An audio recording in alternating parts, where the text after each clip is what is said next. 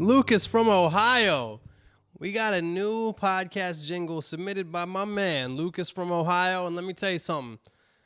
That is yet another fantastic, well done, astoundingly beautiful rendition of Wax's podcast jingle. God, that's up there with Patient Zero. That's up there with Aaron the Violinist. I mean, all the classics here on Wax's podcast. As classic as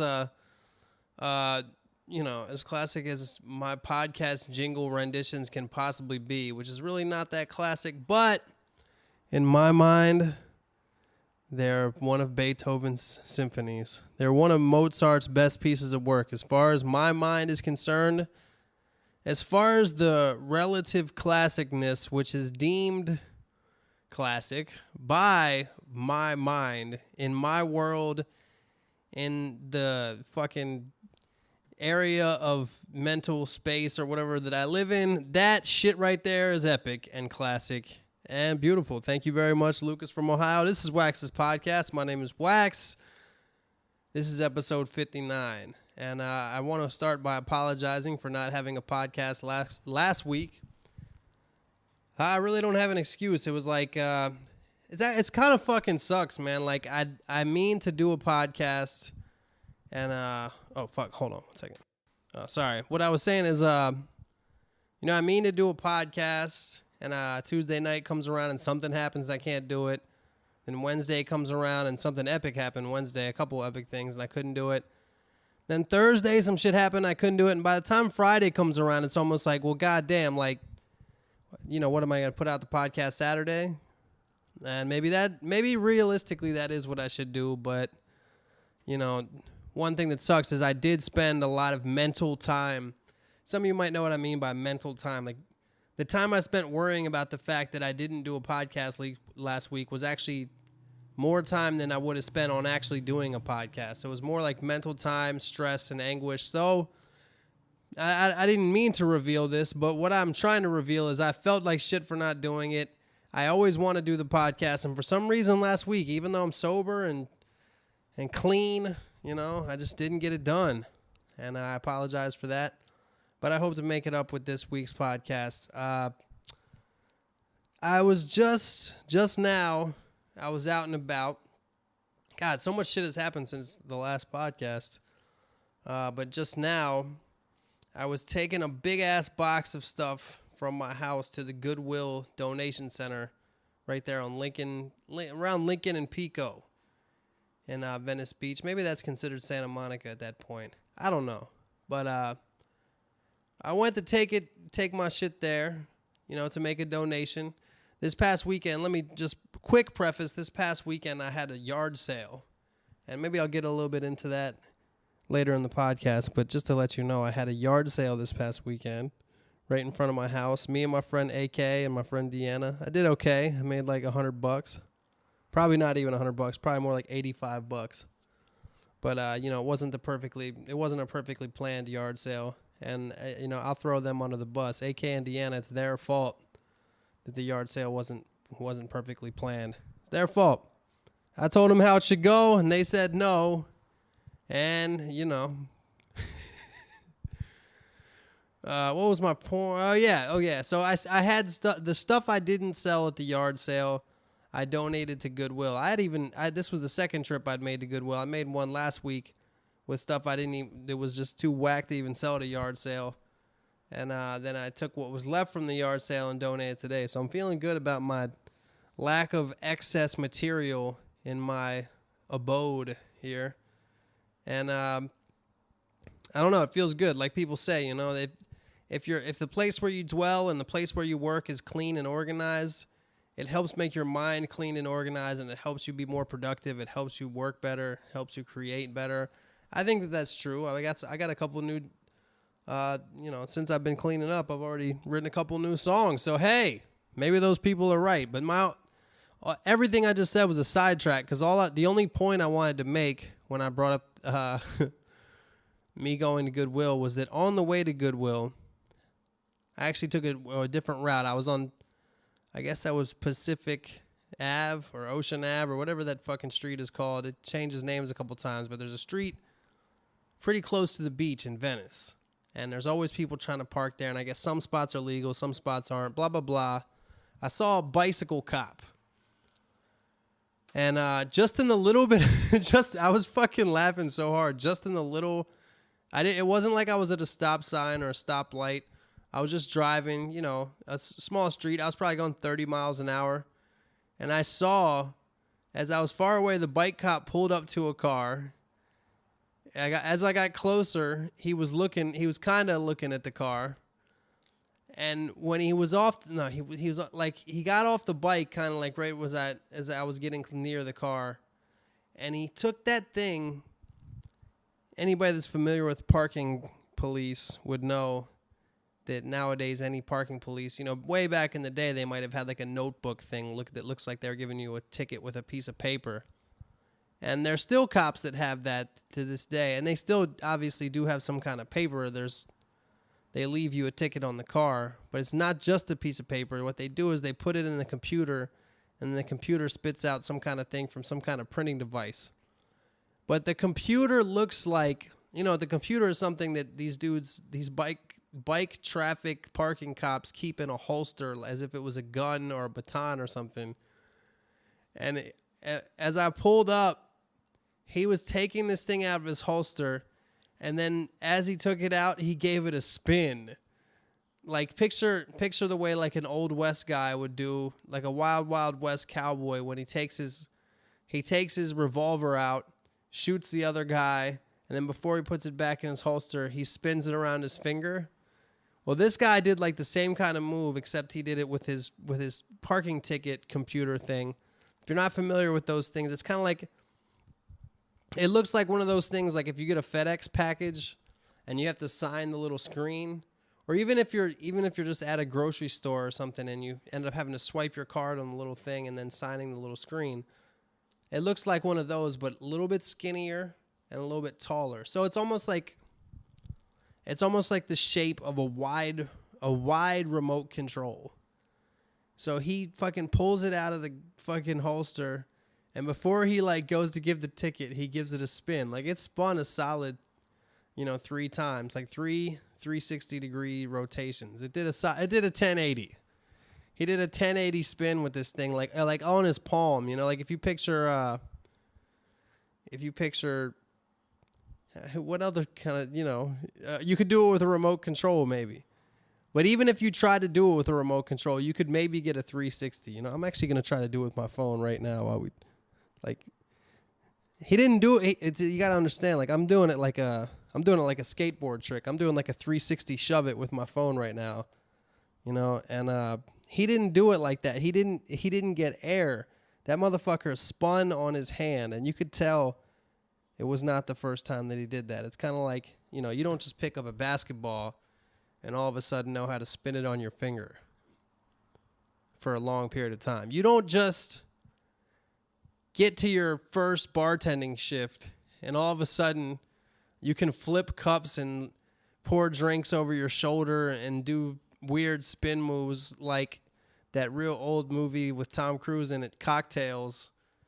You don't just up and know how to do that. You don't just pick up 3 oranges and start juggling them. You practiced, And the way that this dude spun that fucking remote control parking ticket computer, the way that he spun that right after he got it out of his holster, I mean, it was clear that he had done it, hundreds, if not thousands, if not tens of thousands, if not hundreds of thousands, if not millions of times. He was a beast with it. And just you got to kind of really picture the look on his face too. If you want to get a better idea, he had a 10-speed bike, kind of chubby dude, black dude, dark shades. His uniform, he honestly had the same kind of uniform that fucking Jim Dangle from Reno 911 would wear. He had relatively short, tight shorts on. He had fucking dark shades, and the color of his outfit was tan. So he looked like a Reno 911 guy, except even more laughable because he wasn't actually a cop. He was a parking cop, and he was on a 10-speed. And that motherfucker parked his 10-speed. Bam, kickstand. As soon as he fucking got up, he had the most serious fucking, like the most serious expression on his face. Like, as serious as you could possibly get. You know, he was fucking... He looked like one of those bailiffs. He looked like a bailiff on a court show. Actually, usually bailiffs on court shows are like a little bit goofy, so I take that back. He looked like a bodyguard, like the kind of facial expression a Secret Service guy would make. That's what kind of facial expression he had when he got off that bike, kicked the kickstand, walked towards the car, and pulled his fucking computer out and did a 1080 spin on his palm. And then caught it so quickly. And then, you know, I don't know what he want. Does he want people to think? Does he want to, you know, imply that he's threatening? Is that what he's trying to do? I don't know. Or is that just like his way of, you know, he watched a lot of movies when he was a kid. And that's what his way of, I don't know, just having fun. Maybe he used to be, you know, on the force. Maybe at one point in his life he was lieutenant or whatever, a high-ranking officer in the LAPD, and something went down. Maybe he was one of the... because he's a black dude. I was going to say maybe he was one of the dudes that beat up Rodney King, and since they got away with the crime, maybe his only backlash was that now instead of being on the beat or whatever he was on, his new beat is the Venice parking beat, you know? No... Didn't mean it. No pun intended with the word beat when I was talking about Rodney King. But he wouldn't have been on the Rodney King case. Let's say he was in the LAPD. He went through the police academy. He started off as a grunt, you know, getting donuts and coffee for fucking his superiors that had been on the force longer than him, you know. Then eventually became a partner to a really well-respected cop. You know, the well-respected cop was a tough guy, you know. Had a rough relationship with his wife, an estranged kid. And as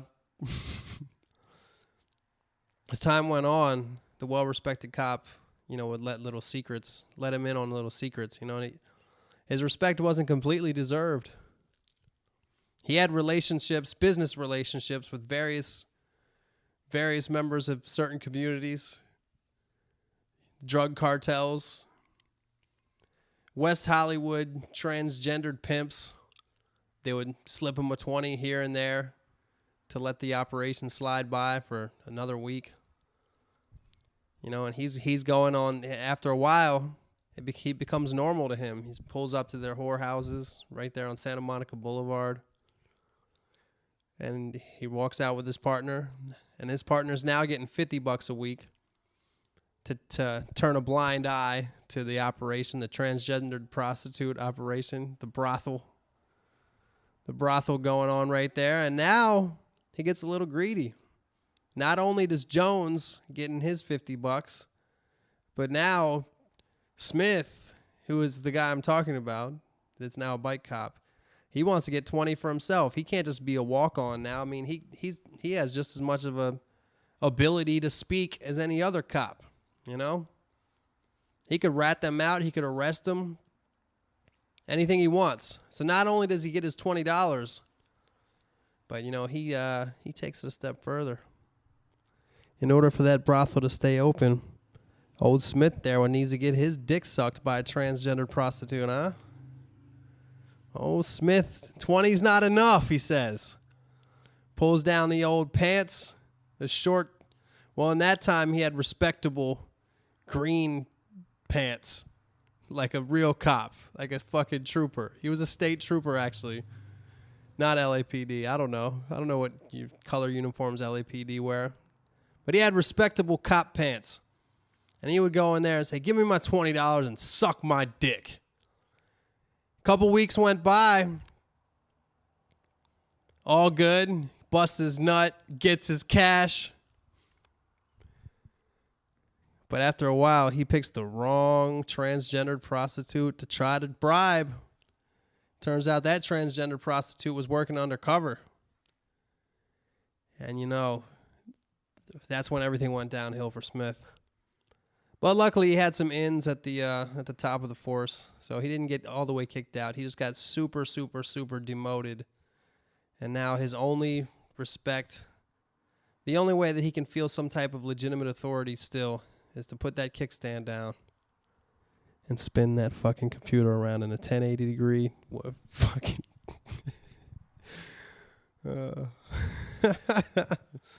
So that's what I just saw on my way to Goodwill. Then I dropped off my clothes. Had a nice, very miniature conversation with the guy that worked there, and now I'm back at home. It's still like kind of cluttery here, even after my Goodwill donation and yard sale, but that's just the nature of the way I live. I have all this fucking shit at my house. I have like, what do I got? Just looking around, I got all my pots and pans and fucking musical equipment. I got guitars, guitar stands, keyboards, and I got merch. I got shit with my name on it, lighters and pint glasses. So it's kind of in my nature to live in a little bit of disorganizedness, but I'm doing better than I ever have been before. So the yard sale was good, and the reason I was talking shit about AK and Deanna is that when we decided to have this yard sale, it was my opinion, and in my opinion, the correct opinion. In my opinion was the correct opinion, is what I was trying to say there. My opinion was that, these yard sale weirdos, they don't go around in the afternoon.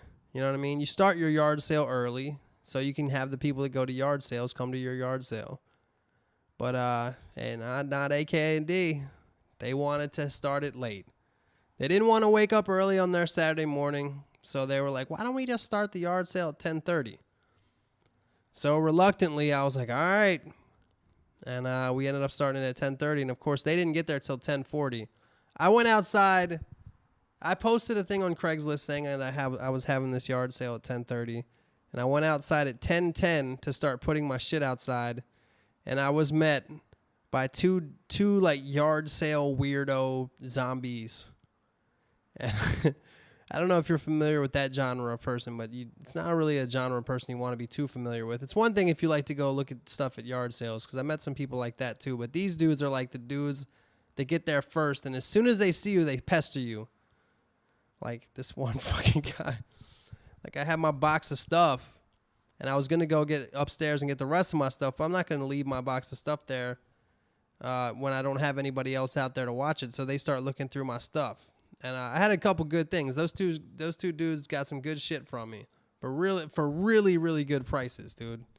Really good prices. And but I had my box of stuff. He's like, I think one guy was like, "What else you got?" I was like, "Well, all I have left is this big pile of clothes." And then he kept asking me, like he's looking at me, and they both these guys, and in the next 30 minutes from 10:10 and 10:40, the amount of people that saw my yard sale thing on Craigslist and ended up wanting to come to it, so they were multiplied. By the time AK and D got there at 10:40, I'm calling them and being like, "Where are you guys at?" Because these people around me are asking, like, what's going on? When is this going to start? And by the time they got there, there's like 8 yard sale weirdos and me sitting out on my front yard.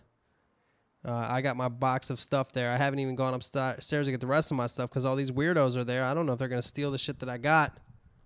And keep asking you questions, like the one guy, especially this one guy. He looked like Tony Hawk in 60 years. Like he had like the same haircut as Tony Hawk, but his hair was white. He had like a really funny physique. Like he was real slouched over, but real skinny, but just like a little beer gut. And he had a fanny pack on, cargo shorts, and some kind of surfing shirt. And he was one of those people that all his eyes were always squinted and his mouth was always open. Like he looked like a computer science-y kind of guy, Picture that. Like picture somebody like his eyes are always like kind of like that. Like their eyes are always squinted, but their mouth is always open. And he would just kept looking at me like all of a sudden. You got any DVDs? You got any jewelry? You got any sunglasses? And he kept on asking me for shit because, like, some of these people, they know what they want. Like, the reason these guys were at my shit is because I said it in the Craigslist that I had musical stuff. So they're hoping to find, their vintage Les Paul for $20 because Grandma Smith is throwing it away or whatever. Like, and you know, they were bragging to each other while they're waiting for my friends AK and D to get there. I heard these yard sale dudes bragging to each other about all the stuff they've gotten in the past, you know.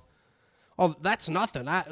This one lady was throwing out a 1935 Gretsch, and you know, I sold it in Texas. I auctioned it off for $1,000. Bought it for $15. You know, put some new strings on it, good as new. And just like fucking that, he didn't talk like that. I think I changed the voice. But yeah. So since our yard sale started so late, once they got there and set their stuff up, and all the yard sale weirdos that saw the ad that started at 10:30 kind of got there and rummaged through everything, there wasn't really that many more customers. Because yard sale people don't fuck around at 1 p.m. They're done. You know, they go to sleep by that time. They've been awake since 3. They wake up at 3, shower, do whatever they do, and they get ready, and they look at Craigslist, and they go through and see what yard sales are available that day. And by the time 5 or 6 a.m. is on, they're out there going to the earliest ones. By the time 1 p.m. is around, they're beat because they've already been to like 10 yard sales. 10:30 start time for them. Everybody, like, they literally were saying like, oh, this is the last thing I'm going to today. But I don't know why I'm talking about that. Let me move on to something extremely epic that happened last week. Last Wednesday. Last Wednesday was a really, really good day. Last Tuesday, I got an email from this dude. Snoop Dogg has a show on the internet. It's called GGN News. So it's kind of weird they call it GGN. I think the GG stands for the last two G's in Snoop Dogg. But yeah, go check that out. Hit pause. Hold on a second. Got something stuck in my throat.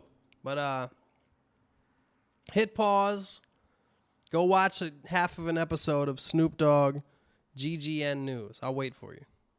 All right. I didn't have to wait long because I told you to hit pause. So you just hit pause, hit play again. So really, it's no difference for me. So I got hooked up a little bit. I know some people that, speaking of my boy AK, he kind of hooked it up. He knows the dude who runs that shit. And, you know, I hooked it up so I could be on an episode of GGN News with Snoop. And it was supposed to happen in late May, and I got an email on Tuesday saying this is part of the excuse. There's no valid reason, but part of the excuse as to why I missed the podcast last week. I went on this show with Snoop on Tuesday. They were like, "Yo, somebody dropped out for tomorrow. Can we move you up and just do your episode tomorrow? Just shoot your episode tomorrow?"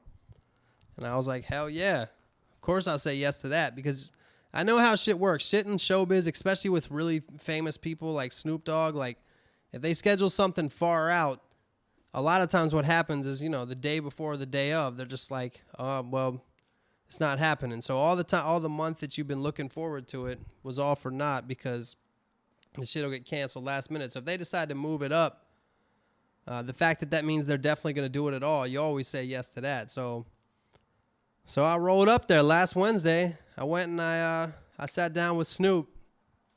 You know, the icon, Snoop Doggy Dogg, who I've been listening to for God since I can't even remember. It's forever. And it was a great experience, man. I went in there, and of course I waited for a long time. I was supposed to get there at 2. Well, I got there at 1:30. They were like, "Get here at 1:30. We start shooting at 2 p.m. sharp." So of course I get there, and especially he was shooting 3 episodes that day. The first episode was Jermaine Jackson, who I saw walk out of there.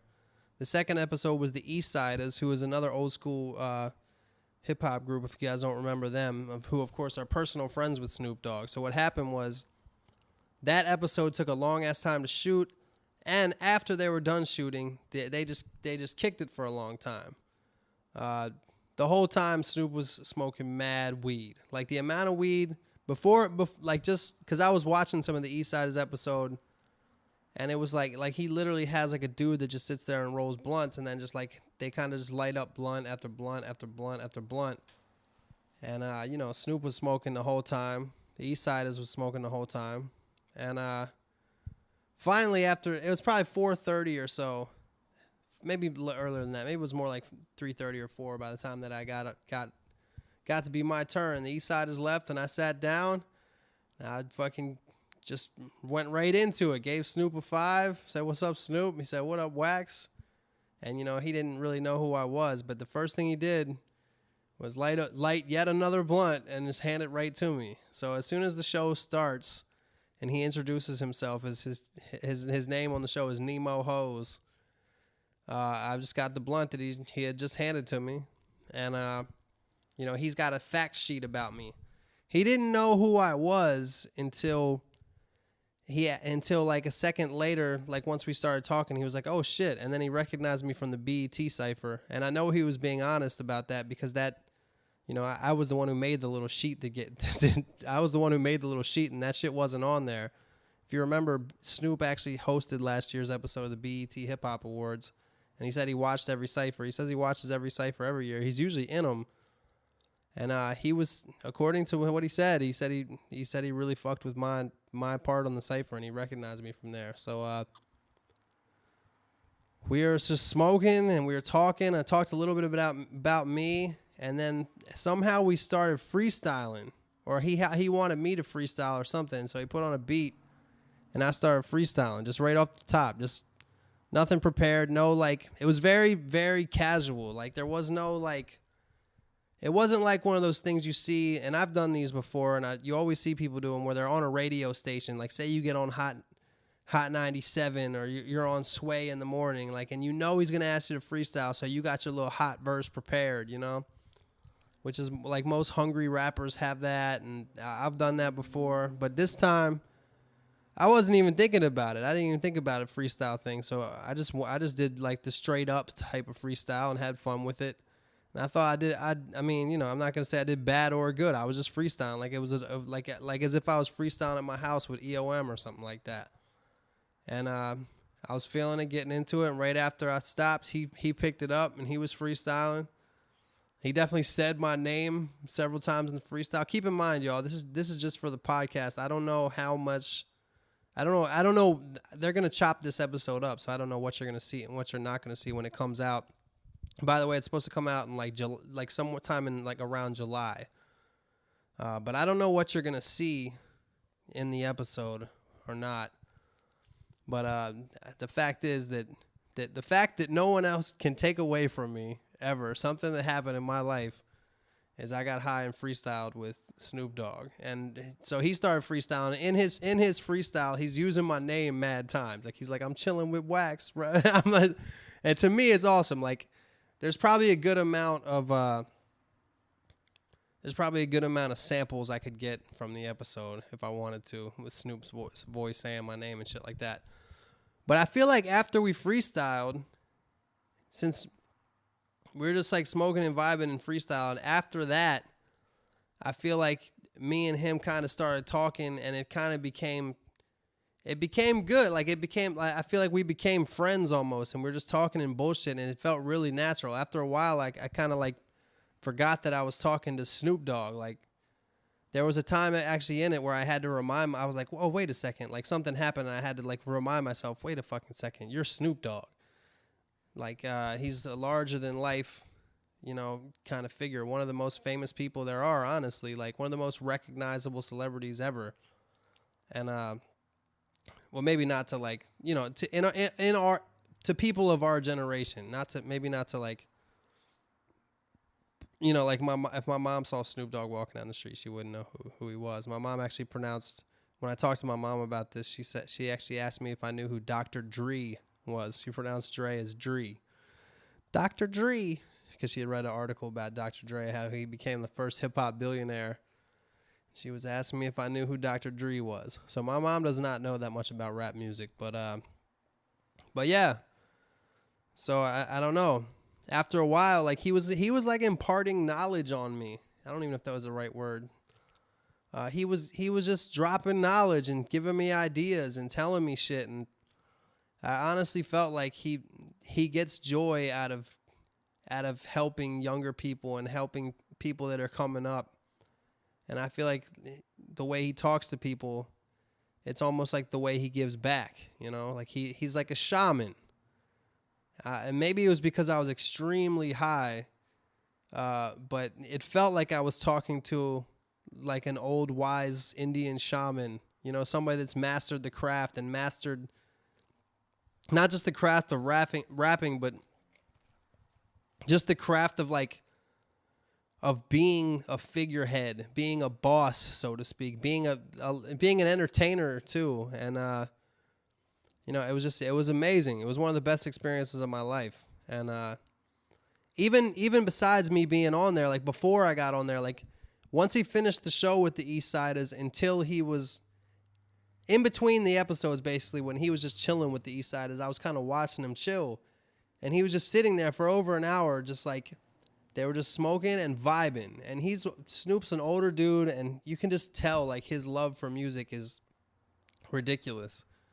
Because it's just all he does is just smoke and listen to song after song after song and sing along after sing along and just bob his head. And you know, it wasn't like he was doing that because of the show or because of anything. That's just how he gets down. That's his vibe, you know. And it was pretty funny that every song was his song. Every song he was playing right there was his song. But you'll see you'll see an episode of, like, every once in a while, like, if he's talking, like, he said this, he told me this, he's like, he can only go so long with just talking. So sometimes he'll just cut people off in the middle of what they're saying, whether it's me or the East Siders or whoever. Like, they'll be talking, and he always has his laptop there, and he'll just play a song, whatever song he kind of like feels like playing at that time. And he says he can only go so long with just talking and not playing music. So he's a real music dude, you know? And I think his love of it, you know, that speaks to why he's still in it, and he still is who he is after so many years, you know? It was a great experience.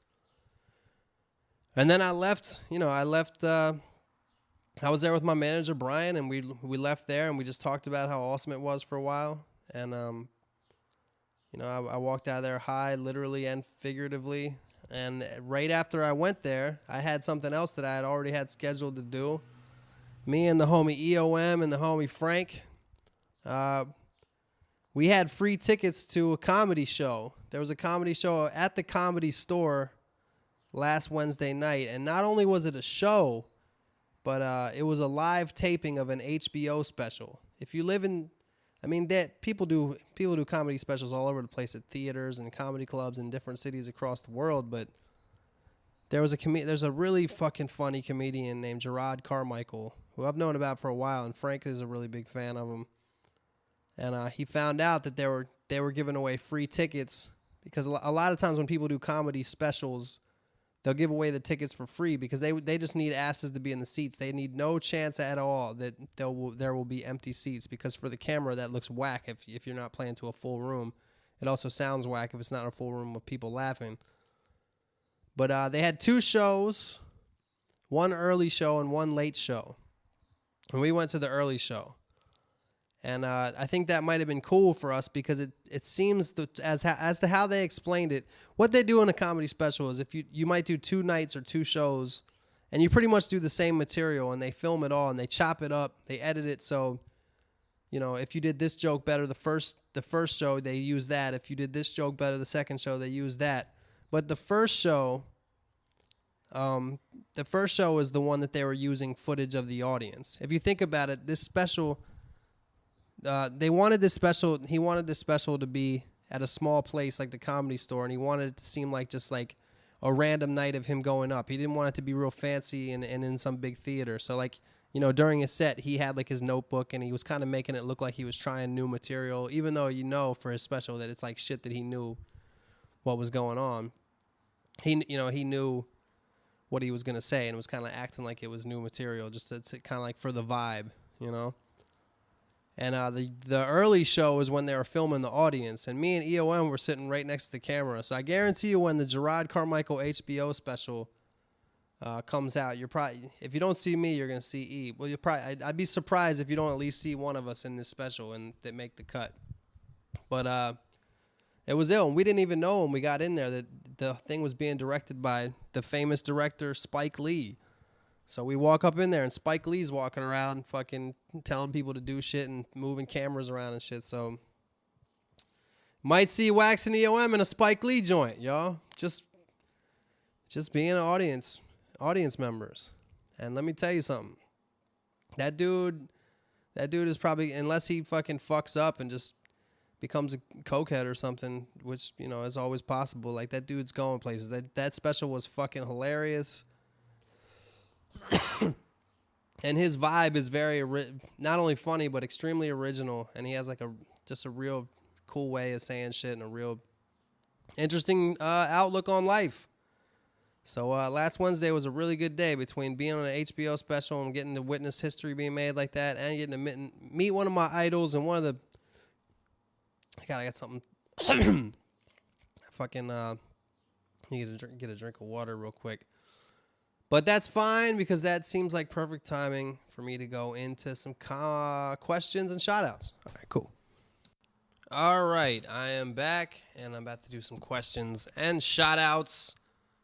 All right, shout-outs to Martin from the Philly suburbs, who recommends New Jobbies, or New Jabies, or however you pronounce that. I've heard so many different pronunciations of that producer's name. But, yeah, great shit. Good sample-based producer.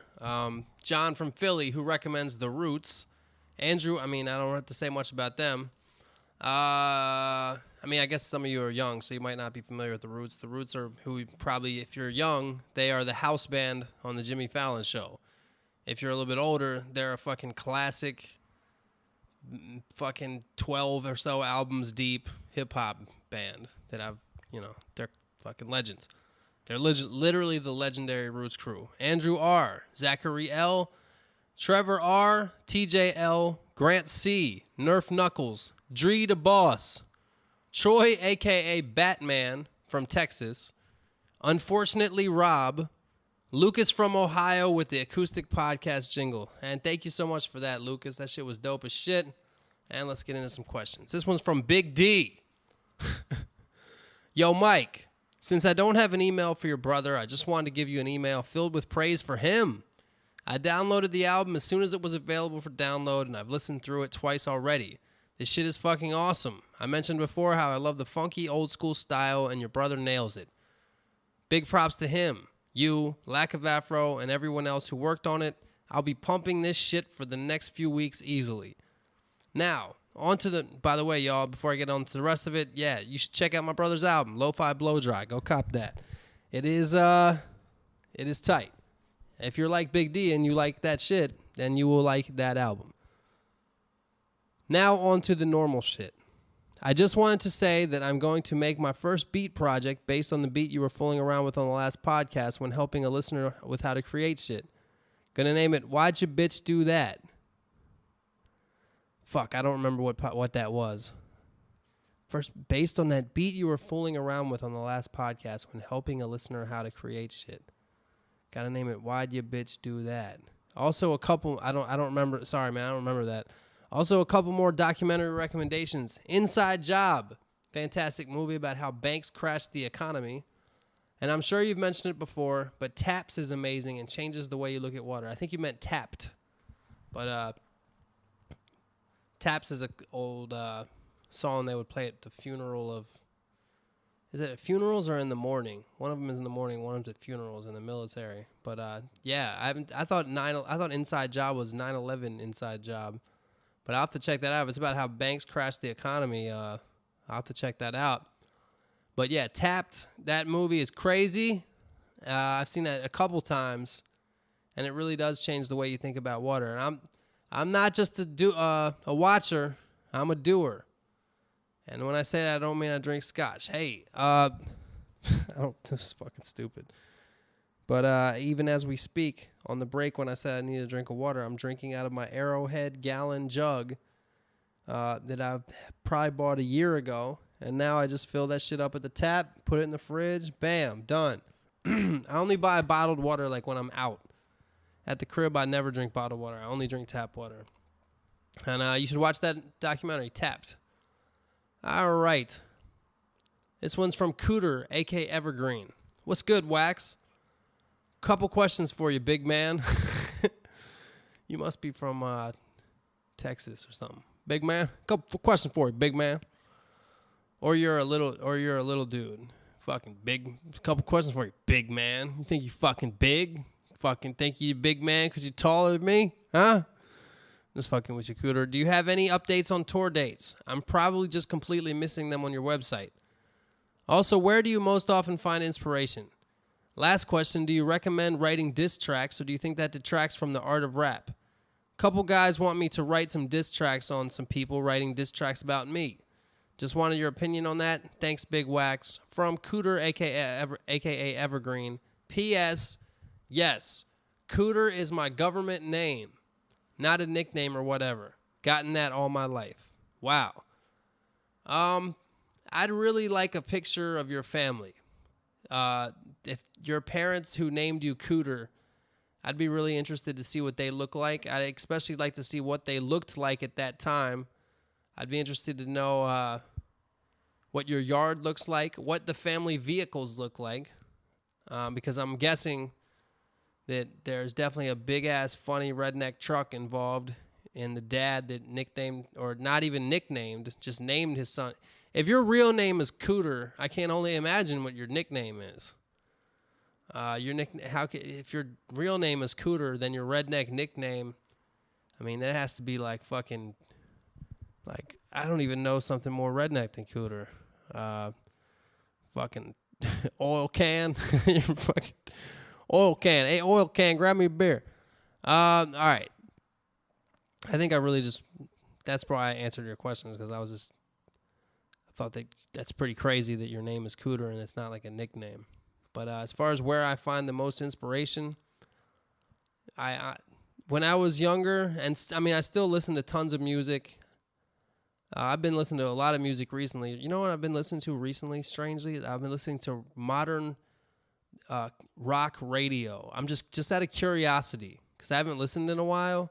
Like, K-Rock is the main, like, radio station here in L.A. where there's like two different kind of rock stations now. There's like the rock station where they play a lot of new stuff, and then there's the rock station that's like really, really stuck in the 90s. I mean, any rock station plays a lot of like Weezer, Nirvana, Smashing Pumpkins, and shit like that. But there's one station that's really, really on that shit, and there'll be another station that's kind of a little bit more modern. And K-Rock in LA is the more modern one. And lately I've been just curious what they play. I've been listening to that a lot. There's actually a lot of good shit on rock radio right now. Not a ton, but like a pretty good amount. But mostly to actually write songs, I find most inspiration by just shit that happens to me. Something will happen, then I'll think of a little melody, and then bam, I got a song. So, you know, it's always different for everybody, but for me, I just go, the more like life I live, the easier it is to write songs. Been writing a lot recently, actually. I'm really sorry to all you guys about the lack of musical content in general that I've been putting out. I've been just kind of in a little transitional period of my life, and I think that I'm doing good now. I got some dope shit I've been working on. Last question: do you recommend writing diss tracks, or do you think that detracts from the art of rap? I certainly don't think it detracts from the art of rap. I think some of the best rap songs of all time have been diss tracks. So I think that's part of the art of rap. Dissing and battling and braggadocio are definitely from the beginning have been one of the biggest parts of rap. And I don't think there's anything wrong with writing diss tracks at all. I think it's kind of whatever to just write diss tracks about people that have no idea who the fuck you are, you know? Just dissing a bunch of famous people and then if they ever hear, they'll be like, who the fuck is this? Well, he didn't even know me. Why is he dissing me? But, you know, ask 50 Cent, you know? He did that, and look at him now. Or look at him a couple years ago, it would be better to say, but, you know. I still don't think that How to Rob song was his. I don't really know. I don't know how the people in the industry heard of 50 Cent or whatever, but it's not like the general public knows 50 Cent from How to Rob. They know 50 Cent from In the Club. So he went from How to Rob to In the Club to Vitamin Water. He is Curtis Jackson, 50 Cent. His real name, apparently. 50 Cent, just like you, Cooter. 50 Cent was his real name. Not a nickname. I don't know what the fuck I'm talking about. This one's from Bert the Dentist. Bert the Dentist. Hey, man, glad to see you doing the podcast regularly again. I don't know if you remember me or not, but I used to email pretty regularly. That was a lot of regularlies. I wanted to, 2 is a lot. To say the word regularly twice within a 15-second time span is a lot. I want it regularly. Glad to see you doing the podcast regularly. Again, I don't know if you remember me or not. I used to email pretty regularly. I wanted to wait until you started doing them a little... Fuck. He really does say it again. I wanted to wait until you started doing them a little regularly. Dude, you really... I at least understand that you're busy these days. I'm sorry, Bert. This is his first sentence. Glad to see you doing the podcast regularly again. I don't know if you remember me or not, but I used to email pretty regularly. I wanted to wait until you started doing them a little regularly. I at least understand that you're busy these days. That's a lot of regularly. I hope you say it more. Sorry, Bert. I don't know why the fuck I noticed that. I do have a little situation, though. The other day, though, my mom found out that I smoke cigarettes. It was one of the scariest moments of my life. She schooled me and even threatened to kick me out of my house and stop paying my school fees. Thought you were a dentist. I told her that I would stop, but I still do it. I'm not a heavy smoker. I only have about 2 or 3 a week. Oh, Jesus, that's nothing. Bert, 2 or 3 a week is nothing, man. You should listen to your mom. She's right. Stop now while you're ahead. By the time you get to a pack a day, you'll be like, God damn, why didn't I stop when I only smoked 2 to 3 a week? You're in the same boat trying to quit. Yes, and I am, what day is it today? 13th? I'm 93 days I haven't smoked a cigarette. But I'm not bragging. I'm not bragging because I know how it's tough to get, it's tough. It's tough to stay on the fucking wagon, you know what I mean? Trying to quit. No people don't understand the joy of having that cigarette. No people don't understand the joy of having that cigarette after your shitty 8-hour shift at work. I guess what I'm trying to ask is, should I keep doing them behind her back or stop altogether because they're bad for me? I think it's pretty fucked up and a little overboard that she would threaten to do that. Although I'm young, I'm of age, and that should be my decision. I could be doing way worse things. That's true. You could be doing worse things, Bert. Let me start with what I feel about the basic thing you're talking. I don't think your mom's opinion should really be what makes it. I think, if you still live at her house, she makes the rules, honestly. Like, if it's her house and she pays the rent and she don't want nobody that smokes cigarettes to be living there, that's kind of her decision, especially because you're of age. If you were underage, it's kind of harder, or at least more fucked up, for her to kick you out the house. But I wouldn't base your decision on whether to quit smoking on whether your mom thinks it's fucked up. I would just do it anyway. If you only have 2 to 3 cigarettes a week, dude, that's really light right there. So, as any smoker will tell you, when it comes to quitting, the sooner the better, because every day you just get more and more and more and more addicted, and it gets harder and harder. And if you're only smoking 2 or 3 a week, if that's all your addiction desires, I don't know. I know there are people out there that can go their whole lives just smoking 2 or 3 cigarettes a week, whether it be smoking or drinking or anything like that. There are people that have no problem just really doing things in moderation. But if you're an addict, it's only going to go up and up and up and up and up. And that's usually what happens to people that smoke cigarettes. So I'd say, yeah, quit smoking now. But then again, don't do what the fuck I say. It should be your choice, not mine or your mom's. You know what I'm saying? Are you really a dentist? I can't remember. Maybe you told me that before. But if you live with your mom and you're smoking cigarettes, those are 2 things that most dentists don't do. Because you know that cigarettes are bad for your teeth, too. I don't have to tell you that. You're a dentist. This is Joseph B. Joseph B. Hey, Wax, I've noticed that there have been a few questions about getting better at rapping, and I thought that I would contribute something I've found to be useful. My friends and I freestyle a lot when we get together, and sometimes we make up competitions and games to go along with it. For example, in one game dealing with alliterations, one person freestyles while another person picks letters, which the person freestyling must use to begin each word of their freestyle. The person can use up to 5 words starting with letters other than the selected letter in between each alliteration. Damn, that's like a lot to think about while freestyling. Games like this are really difficult, but it forces you to think of words and ways of phrasing rhymes that you would not otherwise use. I'm still awful at this game, but my general freestyling and rhyme writing abilities have improved greatly. If you could shout out my Bandcamp, that'd be awesome because I'm trying to get a broader audience and possibly some fans. Atitha Bailey, Atiha, ATEHA space BAILLY .bandcamp.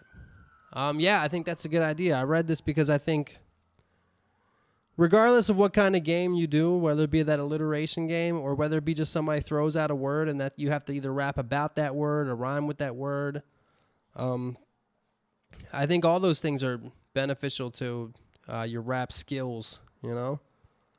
I think freestyling a lot, freestyling often and freestyling with your friends, having fun with it, I think that definitely improves your ability, especially your ability to, you know, record, your ability to actually do it. Whether you know, it's definitely going to help your ability to write too, but it, you know, just to get the actual act of flowing down, rhythmic word saying down. You know, there's no better way to do that than by constantly freestyling. That alliteration game sounds difficult. I guess you'd be like, you know, L, and you'd be like, a lot of limericks, and just whatever. But I remember when we did the throw out something game, it'd be more like, I used to do at my old shows, I used to do the thing that a lot of people do where you make people in the crowd hold up something. So they hold up their lighter and you rap about their lighter. They hold up their wallet and you rap about their wallet. Stuff like that. So, yeah, any of that stuff helps your freestyling, which ultimately helps your rapping in general. This one is Marco from Canada. Sup, Wax? Your boy Marco from Canada. I just turned 18 recently. Well, happy birthday, Marco. Congratulations on being a fucking man. And the podcast has been a part of my life since it started, and it's helped me gain perspective on a lot of things. Hops off dick. Oh, thanks. Anyways, I'm excited for Herbs' album. You can tell how old this one is. And the podcast y'all just did was dope. It kills me when you guys share stories about shit you did when you were kids. I still laugh when I think of fucked your mom so hard I gave her pussy calluses. Don't hesitate on bringing T-Rex as often as possible because I and many of my friends agree that he assists in making the funniest and most interesting podcasts. No offense to your other guests. Well, I will try to bring T-Rex back soon. My question this week is, how did you lose your virginity? You may have spoken on this before, but some story time with Wax would be interesting. Good luck on your sobriety. Man, I'm rooting for you. Well, I'm still sober. 93 days. I said I would go 100. I might even try to go just till the end of the month. So that'd be 110 rather than 100. I might wait till June to have a beer. Just to really push myself, man. But you know, now that I've done it for this long, it's not as difficult as it was in the beginning. But there are certain times where it's extremely difficult. Mostly when I'm in a situation. The main time when it's difficult is when I'm in a situation where other people are drinking. And it's not that like, oh, I can't handle other people drinking. I can't handle other people being drunk. Like, if you're sober and a bunch of other people are having fun and being drunk and you're just like the sober person there, like you can't have like drunk people fun. You can't be like the sober dude around drunk people and have that kind of fun. It's just weird. But honestly, the main time I miss having a drink is when I just want one or two because you're at a place and it's just like, man, a ice cold beer would be so refreshing right now and a water is not the fucking same, you know? Non-alcoholic beer is actually not too bad, but it's definitely not the same. All right, well, why don't we finish off this podcast by me talking about what Marco from Canada asked about. The loss of my virginity. I lost my virginity when I was 16 years old. It's funny because my mom listens to these podcasts, but me and my brother... There was a girl that lived, it wasn't that close. It was a long fucking walk, but it was close enough to walk. And when you're 16, getting some pussy, you'll walk across the fucking Sahara Desert to get some. But the girl that I was dating when I was 16, the girl my homie Frazier was dating when he was 16, and the girl my brother was dating when he was 16, they were all at the same house. They were spending the night at one girl's house. And me and my brother snuck out. We met our boy Frazier, and we all snuck out of our parents' houses and walked over to this girl's house. The girl's name, I'm not going to say any names, but the girl's house we went to was the girl that my brother was dating. And, we got there, small talked for a little bit. I'm 16. And kind of within a short period of time, like the three couples kind of go off into different areas of the house. It's kind of like one of those things where the parents are gone, So I'm in one little like bedroom thing, like a guest. It was like in a guest room type of situation. I remember it was in the basement of the house, but it's like a finished basement, and there was like a guest room with a single bed on it. And I don't remember like the real details about what led up to it, but it was pretty much what you would think. I was making out with her, and one thing led to another, and we fucking got naked, and she was a virgin too, and I feel like we both knew. I feel like there was something unspoken that we both knew kind of like wanted to lose our virginity, and we both kind of thought like, you'd be a good person to lose it with. We like each other. We made out a lot, we like each other, and we're attracted to each other sexually. So I think we knew going, like, as soon as we started hooking up a little bit, we knew that we kind of knew that was going to be the thing.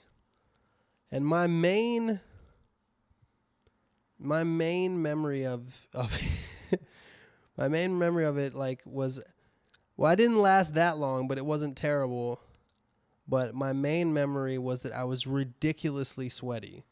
Like, I was on top of her, and I was covered in sweat. And I remember, like, clearly the sweat was getting on her.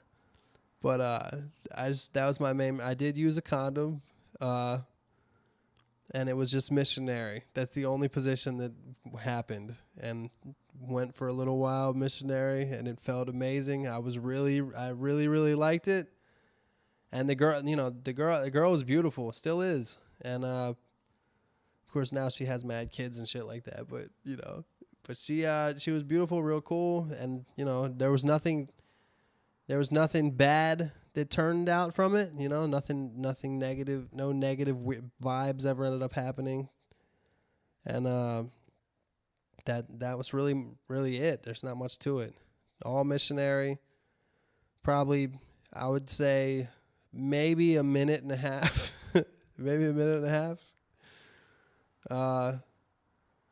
Covered in sweat, dude. Covered, this nervous 16-year-old hormone sweat. Like, I just remember I was fucking covered in sweat. The bed was wet afterwards. Like, you would have thought that I peed on the girl.